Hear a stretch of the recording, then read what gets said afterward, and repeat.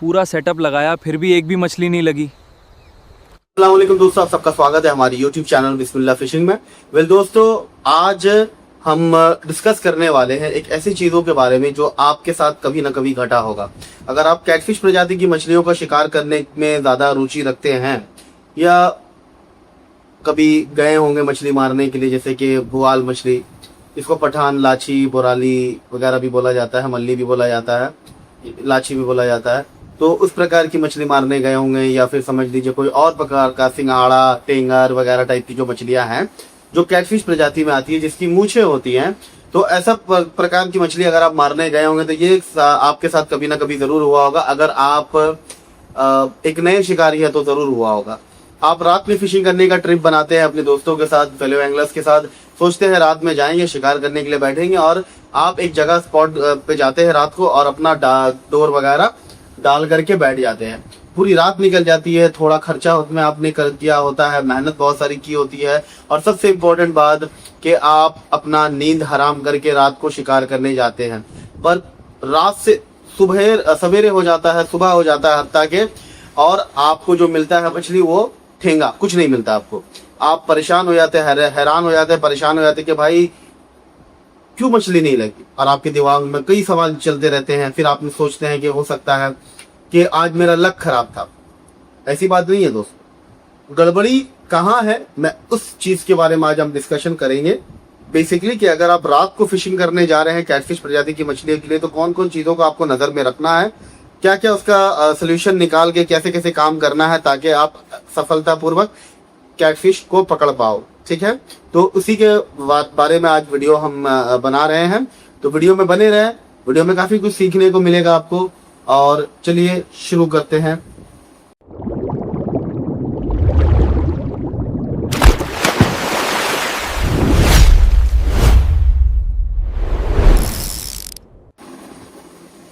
तो पहला और सबसे कॉमन वजह होता है दोस्तों कि आप बेट सही जगह नहीं डालते हैं। लोग सोचते हैं रात को तो कैटफिश इधर उधर हर जगह घूमते रहती है, तो कहीं पर भी बैठ जाओ, कांटा चारा वगैरह लगा के फेंक दो और आपका गेम हो जाएगा। पर ऐसा नहीं होता है दोस्तों, ऐसा सोच गलत है। दोस्तों, कैटफिश जो होती है ना, वो चाहे सिंघाड़ा हो या कोई भी प्रकार की कैटफिश हो जिसकी मूछें हो, ठीक है, ये रात को भी स्पेसिफिक जोन को ही फॉलो करती है। मतलब एक पर्टिकुलर एरिया जहां से वो जाना वगैरह घुमा फिरी करती है, वो पर्टिकुलर स्पेस जोन जो है, वो पर्टिकुलर जो एरिया है, वहीं पर ही में ये लिंगर करना पसंद करती है, वहीं पर ही घूमना फिरना खाना पीना वही पसंद करती है। तो इन सब चीजों का आपको ध्यान रखना जो कि मैं अभी बताने वाला हूँ। तो पहला चीज है जो दोस्तों जिसको आपको अपने नजर में रखना है, अपने जहन में रखना है, और इसी तरह की जगह को सेलेक्ट करना है, क्योंकि ये एक ऐसा जगह है जहां पर मछलियां, जो कैटफिश प्रजाति की मछलियां, वो रेस्ट करना या रहती है या खाना पीने के लिए आती है। ठीक है, तो जैसे हुआ गहरे जगह का किनारा, मतलब जहां पर ही पानी देख रहे हैं कि किनारे की तरफ में है और वहां गहराई है, तो यहाँ पर ही क्या होता है कि स्पेशली अगर आप नदी में मछली पकड़ने जा रहे हैं, तो यहाँ पर ही जो पानी का बहाव होता है वो काफी स्लो होता है, और काफी स्लो होता है, तो वहां पर ही काफी कुछ बह करके आता है, और फिर जाकर के वो जो पानी का बहाव है ना, उसको फाइट नहीं करना पड़ता है, मतलब अपना ऊर्जा का खर्चा नहीं करना पड़ता है। वहाँ पानी का बहाव काफी स्लो रहता है, तो वो वहाँ आराम से अपना फीड कर सकती है और आराम से आराम कर सकती है वहां पर ही। तो ये एक जगह हुआ जहाँ पर ही आपको ढूंढना है। नदीज में गहरे गड्ढे रहस्यमयी होते हैं। इनके किनारों पर पानी का बहाव धीमा होता है। शांत और गहरे पानी में कैटफिश मिलती हैं। इन्हें पकड़ने के लिए ये सबसे सही जगह है। फिर पत्थर या झाड़ियों के पास, पत्थर हो, बड़ा पत्थर हो या कोई भी पत्थर वगैरह हो, या पिलर वगैरह के नीचे हो या झाड़ियों के पास हो, तो यहाँ पर भी क्या होता है कि ये छुप के बैठी हो रहती है, और कुछ भी खाना वहां से गुजरता है, या फिर समझ लीजिए कोई मछली गुजरती है या उसका शिकार कोई गुजरता है, तो वह फटक से एम्बुश होकर के उसको फट से मुंह में ले लेती है और उसको खाती है। ठीक है, शिकार भी करती है इसी तरीके से। तो इन सब जगहों में भी आपको थोड़ा नजर रखना है दोस्तों। कैटफिश को छुपना बहुत पसंद है, इसलिए ये पत्थरों के नीचे रहती हैं या फिर झड़ियों की आध में शेल्टर लेती हैं। तीसरा चीज है दोस्तों कि जहां कोई नाला नदी में मिलता हो, तो वहां क्या होता है कि अगर नदी में कोई पानी बाहर से आ रही है, नदी में मिल रही है, नाला कोई मिल रहा है, तो वहां फ्रेश ऑक्सीजन लेके आती है वो अपने साथ। तो वहां पर ही क्या होता है कि ये कैटफिश प्रजाति की मछलियां वहां पर ही आती है, और वहां पर लगभग हर प्रकार की मछलियां आती है। आपने देखा भी होगा कि कहीं से अगर पानी गिर रहा है तो छोटी मछली बड़ी मछली उसको ऊपर जाने की कोशिश करती है, क्योंकि वहां पर उन्हें लगता है कि वो अच्छा जगह है, वहां पे ऑक्सीजन का लेवल काफी अच्छा है पानी वगैरह में, और वहां पर इसको अच्छा मैंने अच्छी क्वांटिटी में खाना वगैरह मिल सकता है, रहने के लिए बढ़िया जगह है, प्रजनन वगैरह करने के लिए बढ़िया जगह है, तो इसीलिए अंडे वगैरह छोड़ने के लिए बढ़िया जगह है, तो इसीलिए वहां पर ही वो जाना पसंद करती है, वहां पर ही वो मिलेगी आपको। नदी या नाले के इनफ्लो पॉइंट्स पर फ्रेश ऑक्सीजनेटेड पानी आता है। इस वजह से यहाँ स्पेराटा और कैटफिश जैसे मछलियाँ ज्यादा मिलती हैं, क्योंकि इनको जीने के लिए ज्यादा ऑक्सीजन की जरूरत होती है। फिर कटी हुई मिट्टी के नीचे, जैसे कि कोई मिट्टी का, ये आपको नदियों में ज्यादातर नजर आएगा कि ये मिट्टी कटी हुई है, उसके नीचे जो है थोड़ा गहराईपन है, तो इन सब जगहों में भी ये है जो आराम करना पसंद करती है, तो इन सब जगहों के लिए भी आप अगर तलाश करेंगे तो आपको सफलता मिलेगी। ओवरहैंगिंग बैंक्स कैटफिश के लिए परफेक्ट होते हैं। ओवरहैंगिंग बैंक्स के नीचे ये कैटफिश का नेचुरल कवर है। यहाँ ये सुरक्षित और आराम से रहती हैं, इसी वजह से ये यहाँ ज्यादा मिलती हैं। अब इसके बारे में जो गलत जगह आप फेंक रहे हैं, तो इसके ताल्लुक से आपको सोल्यूशन क्या करना है। पहली बात तो बहुत सारे लोग गलती करते हैं कि रात को ही जाते हैं मछली पकड़ने के लिए, कि भाई अगर आप वहां पर ही के जगहों से वाकिफ नहीं हो, तो मैं तो अपना सुझाव ये दूंगा कि आप सवेरे जब अंधेरा होने से पहले तक अपना स्पॉट सिलेक्शन कर लो, देख लो कि कहाँ पर ही आपको बैठना है, क्योंकि रात में आप जाओगे अंधेरा में, आपको कुछ समझ में नहीं आएगा कहाँ बैठना है, नहीं बैठना, कौन सा जगह सही रहेगा नहीं रहेगा। तो मेरा सुझाव रहेगा कि सवेरे सवेरे जाकर के आप जगहों का मुआयना कर ले और समझ लीजिए कि कहाँ पर आपको बैठना है, उसका पहले से ही आप एक डेटा निकाल लीजिए, या समझ लीजिए एक होमवर्क कर लीजिए। दूसरा एक बहुत ही हेल्पफुल चीज होता है कि वहाँ के जो लोकल शिकारी है, जो वहाँ की चीज़ों के बारे में जानते हैं, खास करके मछुआरे या जो लोकल वहाँ के स्थानीय लोग हैं, उनसे भी अगर थोड़ा राब्ता करके उनसे भी थोड़ा इन्फॉर्मेशन अगर आप ले लीजिएगा, तो ये भी काफ़ी हेल्पफुल होता है मछली आपका पकड़ने में। समझ गए ना। फिर जो जगह आप अपना जो हुक बेट वगैरह जानेंगे, जैसे कि किनारे के डीप पूल्स, जैसे कि मैंने आपको कहा कि बहुत गहराई वाली जगह किनारे की तरफ, तो उन सब जगहों का आप कैसे करके पता करेंगे कि ये है। एक तो लोकल से आप पूछ लीजिए, अगर लोकल वहाँ कोई अवेलेबल नहीं है, कोई सुनसान जगह है, रिमोट एरिया है, जंगलों जैसा टाइप का एरिया है, तो वहां पर आप क्या कीजिएगा। तो उस सूरत हाल में आपको एक गैजेट होता है जिसका आपको इस्तेमाल करके आप उसकी गहराई को, उस जगह की गहराइयों को पता कर सकते हैं।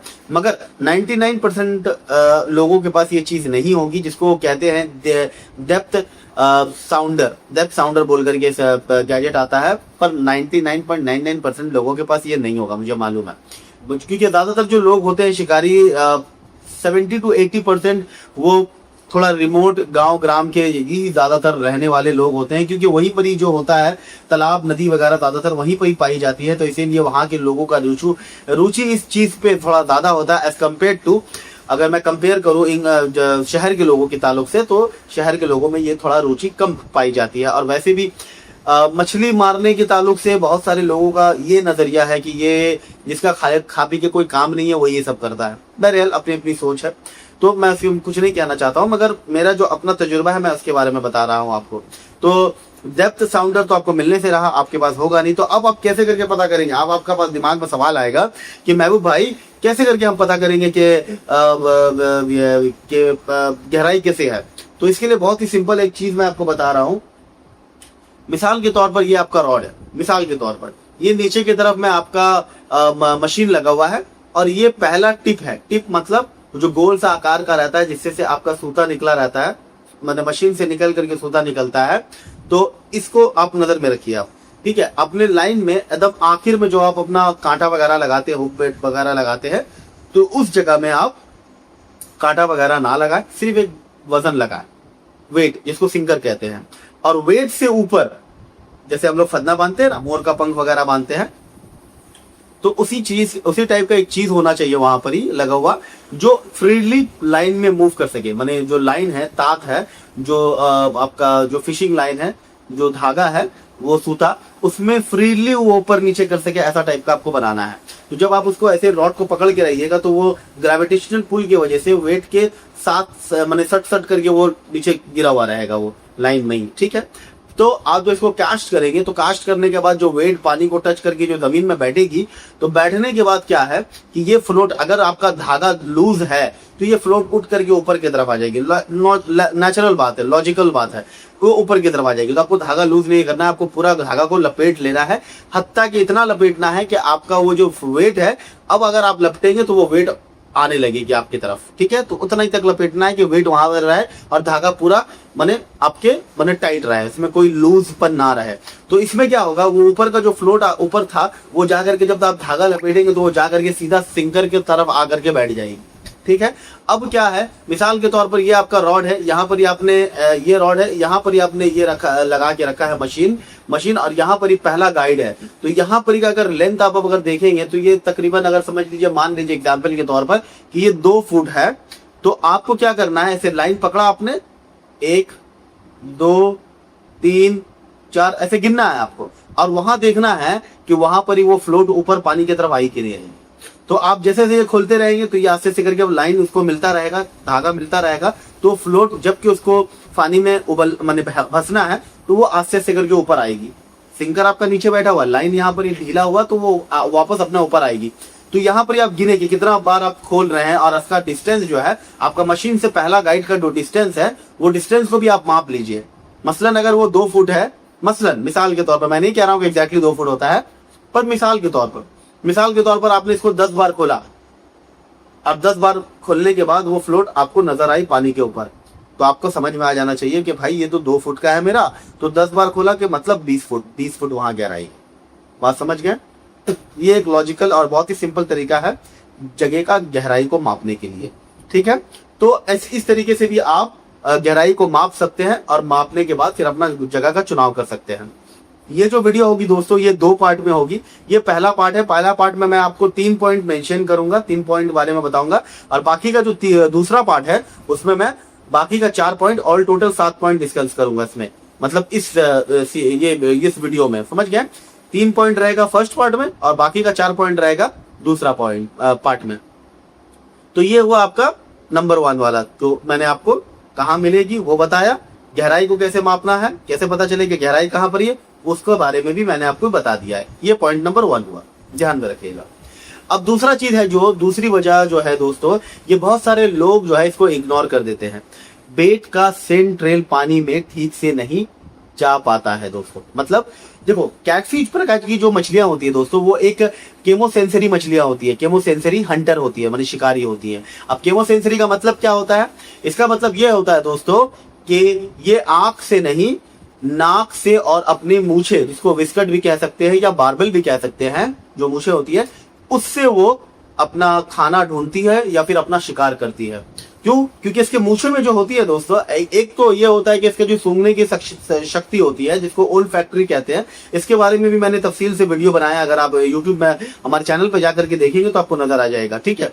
तो एक ओल्फैक्टरी तो उसका तेज होता है, ये हर मछली का तेज होता है लगभग, पर इसके पास कार्प के मुकाबले में, मतलब कार्प मतलब रेहू कतला वगैरह के मुकाबले में, इसके पास एक और हथियार है जिसको कहते हैं हम लोग मूछ।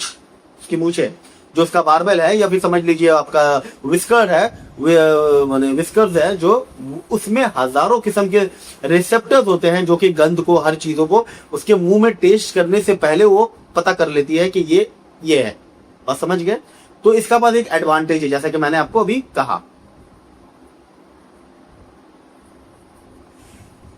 क्योंकि दोस्तों एक्चुअली अगर आप देखेंगे, थोड़ा नोटिस करेंगे ना, तो जितनी भी प्रकार की जो कैटफिश प्रजाति की मछलियां होती है उसकी नजर जो होती है वो कमजोर होती है।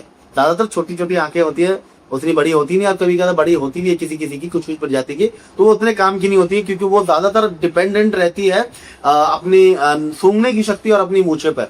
और ज्यादातर ये घुले पानी में पाई जाती है, मटमैला वाली पानी में, तो वहां तो ऐसे ही आंख से नजर नहीं आ रहा है। तो यहाँ पर ही क्या होता है कि इसका जो मूछ है और इसका जो सूंघने की शक्ति है, यही चीज उसको जो हर तरह का आपको रास्ता घाट बताती है, कहाँ खाना है, कहाँ क्या है, कहाँ डेंजर है, हर चीजों से उसको आगाह करती है। अब अंधेरा का जहां तक मामला है दोस्तों, तो अंधेरा में तो ऐसी भी कुछ नजर नहीं आता। जैसे कि मैंने आपको एक एग्जांपल दिया है कि मटमैला पानी है, तो वहां पे वैसे भी पानी मैला है, तो नजर कहां से आएगा? सामने का देख पाएगी, 6 inch 8 inch 10 inch 1 foot 2 foot तक देख पाएगी। वो भी डिपेंड करता है कि पानी कितना मैला है। तो यहाँ पर क्या होता है कि मछली खाती नहीं है, फिर क्या, तब भी खाती है, मगर उसमें उसका जो मामला है वो अलग होता है। उसका अपनी सूंघने की शक्ति और अपना बार्बल मूछ के मदद से ही वो खाना ढूंढती है, शिकारी से बचती है और शिकार करती है, और अपना घर दरवाजा जहां पर इसको जाना है, आना है वगैरह, उन सब चीजों के मदद से वो पता करती है। और वैसे भी रात में भी अंधेरा रहता है, तो उसी चीजों की मदद से वो अपना रात में भी शिकार करती है, खाना वगैरह ढूंढती है। तो दोस्तों अगर पानी का करंट मतलब पानी का बहाव बहुत स्लो है या बिल्कुल नहीं है दोस्तों, तो बेट का स्मेल जो है, जो आपने चारा लगाया उसका स्मेल एक ही जगह स्ट्रक रह जाता है, मतलब एक ही जगह रुक के रह जाता है। ठीक है, कैटफिश तक मैंने पहुंच ही नहीं पाता है। तो और दूसरी तरफ देखा जाए, जब पानी का बहाव बहुत ज्यादा तेज होता है, बहुत फास्ट होता है दोस्तों, तो स्मेल जो उसका जो चारा का जो गंध है, ठीक है, वो इतना जल्दी वॉश हो जाता है, इतनी जल्दी धुल जाती है कि कैटफिश उसको लोकेट ही नहीं कर पाती है, ढूंढ ही नहीं पाती है कि ये गंध कहां से आ रही है। तो इसको सोल्यूशन क्या है? अब इसका इस जो प्रॉब्लम मैंने बताया आपको, इसका हल क्या हो सकता है? इसका हल ये होगा दोस्तों कि पहला बात तो आप कोई सेंट बूस्टर इस्तेमाल करें। ठीक है, सेंट बूस्टर, जैसे कि मिसाल के तौर पर मछली के साथ थोड़ा फर्मेंटेड बेट जूस इसमें डालें। मतलब अगर आप मछली का बनावन वगैरह से अगर अपना बेट में लगा रहे हैं, जैसे मिसाल के तौर पर आपने मछली लाया, अब बहुत सारे लोग आप जानते भी होंगे, शिकारी लोग, जो मछली को सड़ा करके अपना हुक बेट में लगाते हैं, लगा करके फेंकते हैं। तो इस सूरत हाल में मैं आपको कहूंगा कि जो मछली को सड़ा रहे हैं, इसमें जो जूस हो रहा है, मछली सड़ने से, उस मछली फर्मेंट होने से जो उसमें जो जूस निकल करके बॉटल के या पन्नी के नीचे बैठ रहा है ना, उसको अच्छे से लपोत तपोत करके फेंके। ये हेल्प करता है, क्योंकि इसका जो ये एक तरह का सेंट बूस्टर का ऐसा काम करता है। मिसाल के तौर पर इसमें तो ऑलरेडी सेंट है, जो आप फेंक रहे सेंट तो है, मगर ये जो इसका लिक्विड है, ये इसका गंध और ज्यादा कड़ा होता है। तो ये एक तरह सा सेंट बूस्टर के ऐसा काम करता है। फिर दूसरा बात है, लिवर जो होता है, चिकन का लिवर जो होता है, लिवर फोटो मैं दिखा दे रहा हूँ। आप लिवर को हम लोग कलेजी कहते हैं, अब आप क्या कहते हैं मुझे नहीं मालूम, तो मैं फोटो दिखा दे रहा हूँ आपको समझने के लिए। इसको आप मिक्सर में पेस्ट कर लीजिए, अब पेस्ट करके ऊपर से लगा दीजिएगा, तो ये भी एक चीज है जो सेंट बूस्टर के जैसा काम करती है। उसी तरीके से झींगा जो होता है, झींगा मछली, उसको भी अगर आप मिक्सर में पेस्ट कर लीजिए और उसी का भी वो थोड़ा जैसे कि 8-10 घंटा 12 घंटा इसको धूप में रख करके थोड़ा सड़ा लिए, सड़ा लेने के बाद इसको पेस्ट करके उसको अगर ऊपर से लगाएंगे ना, तो ये भी बहुत तेज गंध मारता है, जो कि एक सेंट बूस्टर के जैसा काम करता है और मछलियों को लोकेट करने में इसको आसानी होती है। दूसरा सोल्यूशन ये है दोस्तों कि आप इसमें क्या बोलते हैं इसको, फीडर केज का इस्तेमाल कर सकते हैं। फीडर केज की फोटो मैं आपको दे दे रहा हूं, मगर 90% चांसेस है कि आपको ये नहीं मिलेगा। तो आप एक जुगाड़ कर सकते हैं कि जो फीडर होता है, फीडर जो हम लोग पॉपअप वगैरह के साथ लगा के खेलते हैं, ये आप खुद भी देख, बहुत सारी वीडियो अवेलेबल है यूट्यूब में, ये खुद भी आप इसको बना सकते हैं। तो इसको आप बना लीजिए। बना लेने के बाद आप ऐसा करें कि ये आपका लाइन है, फॉर एग्जाम्पल ये लाइन है। अब यहाँ पर ही आपने फीडर, मतलब ये लाइन जो आ रहा है रॉड से होते हुए लाइन आ रहा है इधर, तो यहाँ पर ही आपने फीडर बांध लिया। फिर आगे जो लाइन जा रहा है, यहाँ पर आपका हुक बेट लगा हुआ है, मतलब कांटे के साथ। ठीक है, कांटे के साथ हुक बेट लगा हुआ है। तो अब क्या है कि फीडर आपका ऐसे लगा हुआ है, ये से थोड़ा 6 इंच 8 इंच से डोर है और यहाँ कांटा लगा हुआ है। तो फीडर में आप चाप चाप करके जो उसका जो आप जो भी अटरी वगैरह सड़ा उड़ा करके बना रहे हैं, तो उसको पकड़ने के लिए उसमें कुछ आप ऐसा सामान इस्तेमाल कर सकते हैं जो इसमें थोड़ा माने चिपचिपापन हो, जैसे कि आटा वगैरह, उसी का जूस से आटा को सान लिया, पानी दे करके नहीं, उसी में डाल करके उसी का जूस से सान लिया और चपट मैंने इसमें चिपटा चिट्टापन होगा, तो वो फीडर में चाप चाप के इसको लगा दिया और आगे में इसी का हुक बेट हमने आगे में लगाया। तो अगर पानी में थोड़ा बहाव भी है ना, कि थोड़ा ये लहरा रही है, इधर उधर जा रही है पानी के बहाव से, तो जहां जहां आपका ये फीडर वाला जिसमें आपने चरई को चाप चाप करके लगाया है, जहां जहां ये जाएगी वहां वहां आपका हुक बेट भी रहेगा।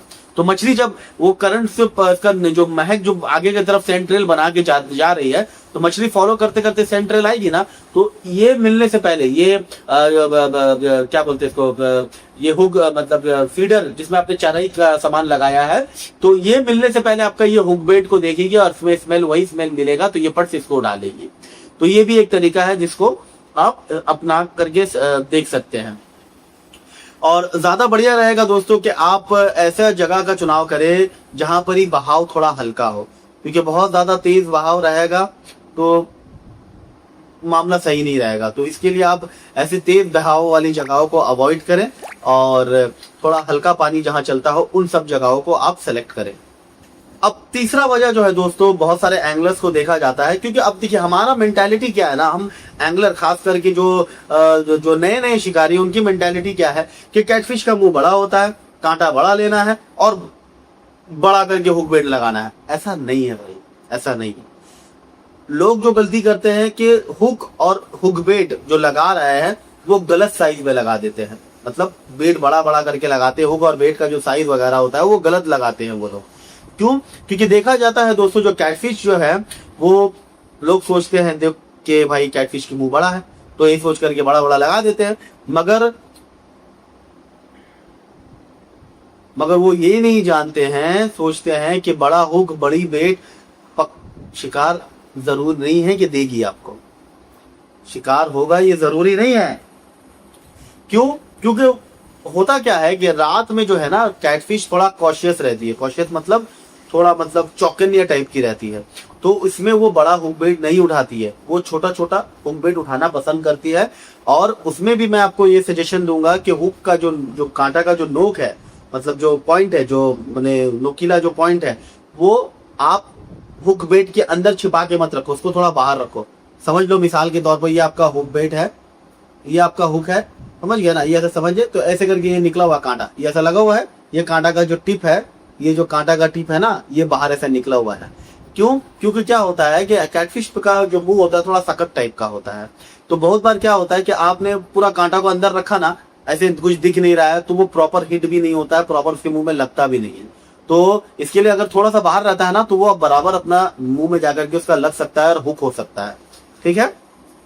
और वैसे भी क्या है कि ये अपना तजुर्बा है कि आप जब खास करके बोआल मछली का अगर आप शिकार करने जा रहे हैं, तो वो जब अपना हुक बेट आपका उठा लेगी ना, उठा लेने के बाद फौरन आप उसको हुक मत करने की कोशिश करें, उसको थोड़ा समय दें कि उसको उठा करके वो भागती है, पहले खाती नहीं है, उसको मुंह में लेके भागती है। ठीक है, तो थोड़ा समय दीजिएगा ना, तो वो भागते भागते उसको मुंह में निकलती है। जब निकल लेगी पेट में, जैसे कि समझ लीजिए 8-10 सेकंड आपने टाइम दिया, 15 सेकंड आपने टाइम दिया, फिर उसके बाद जब आप मारिएगा तो बराबर उसको ऊपर हिट होगा। ठीक है। और दूसरा चीज ये है कि अभी जो हुक आपको मार्केट में मिलते हैं वो टिपिकली जे हुक होते हैं। जे हुक मतलब नॉर्मल जैसा हुक जैसा रहता है, नॉर्मल जैसा आपने देखा होगा। इससे बहुत अच्छा काम करता है, इससे बहुत अच्छा काम करता है आपका जाकर के octopus circle hook. Octopus circle hook की फोटो मैं आपको स्क्रीन पे दे रहा हूँ, ये सिर्फ मेरे पास अवेलेबल है, आपको कहीं नहीं मिलेगा इंडिया में, मैं ये गारंटी के साथ कह सकता हूँ, क्योंकि मुझे भी नहीं मिलती है भाई, मैं भी बाहर से मंगवाता हूँ, कभी चाइना से, कभी वाया करके मैं मंगाता रहता हूँ, इंडिया से बाहर से आता है, तो इसमें ये महंगा पड़ता है, कस्टम वगैरह लेकर के काफी ज्यादा महंगा हो जाता है। अगर आप सही में शिकारी और शौक रखते हैं अच्छा चीजों का, तो आप इसको खरीद सकते हैं। इसका सबसे बेस्ट पार्ट क्या है कि इसमें ऑटो हुक होता है, मतलब आप अगर लगा करके सो भी जाइए कोई दिक्कत नहीं है, सुबह मुड़ के देखिएगा मछली लगी हुई होगी। ये नहीं कि मछली भाग जाएगी या मछली निकल जाएगी वगैरह वगैरह, जैसे कि अमूमन पाया जाता है। मछली इसको उठाएगी, जैसे ही चलना शुरू करेगी या खुद ब खुद हुक हो जाएगा, आपको हुक नहीं करना पड़ेगा, ये इसका एडवांटेज है। हाँ, अगर मछली लेके जा रही है, आप उसको हुक करने का कोशिश करेंगे तो नहीं होगा हुक, छोड़ दीजिएगा अपने आप हुक हो जाएगा। तो ये एक एडवांटेज है। अगर आप चाहे, अगर आप कुछ एक्सपेरिमेंटल करना चाहते हैं, कुछ अलग चीज इस्तेमाल करना चाहते हैं, इंपोर्टेड चीज, तो आप आपसे मंगवा सकते हैं इसको। फिशिंग के तरफ से मेरे को कांटा मिला था 2 गिफ्ट में, तो आज कम टाइम में बहुत सारा चिंगड़ी मछली पकड़े और टेंगरा भी पकड़े। बड़ा टेंगरा का साइज है, छोटा भी है बड़ा भी है।